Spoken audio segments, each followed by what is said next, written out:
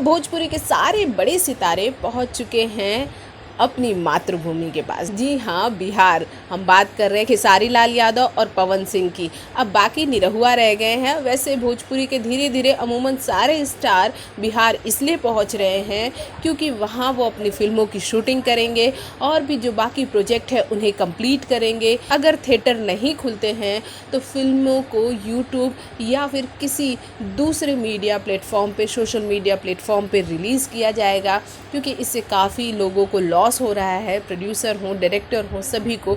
इस वजह से इनको अब किसी और डिजिटल मीडिया प्लेटफॉर्म पे रिलीज़ किया जाएगा। इसकी वजह से कुछ फिल्में जो अभी तक नहीं बन पाई हैं, आधी ही बनी थी, आधी बाकी हैं, उनको पूरा करने के लिए अब हमारे भोजपुरिया जितने स्टार हैं वो जा रहे हैं बिहार की तरफ, रुख कर रहे हैं। यूपी बिहार में ही सारी फिल्मों की शूटिंग होगी, जिससे वहाँ के लोगों को रोज़गार मिल पाएगा।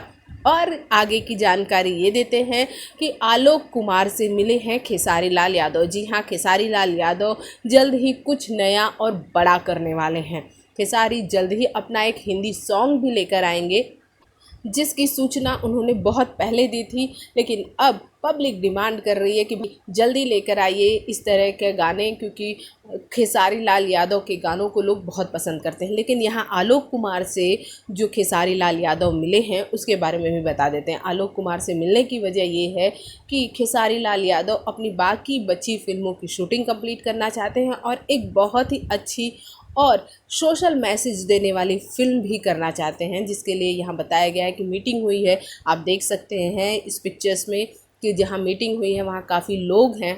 खेसारी लाल यादव और उनके दोस्त विकास सिंह भी उनके साथ मिलने गए थे। और ये बता दें कि खेसारी कुछ बड़ा प्रोजेक्ट करना चाहते हैं और वो लंबे दिनों तक बिहार में रहेंगे। खेसारी लाल यादव ने ये भी बता दिया है कि वो अपने जो एल्बम्स हैं उनकी शूटिंग वो बिहार में ही करेंगे। तो भोजपुरी जगत की हॉट और मसालेदार गॉसिप के लिए हमें सब्सक्राइब करना बिल्कुल न भूलिए।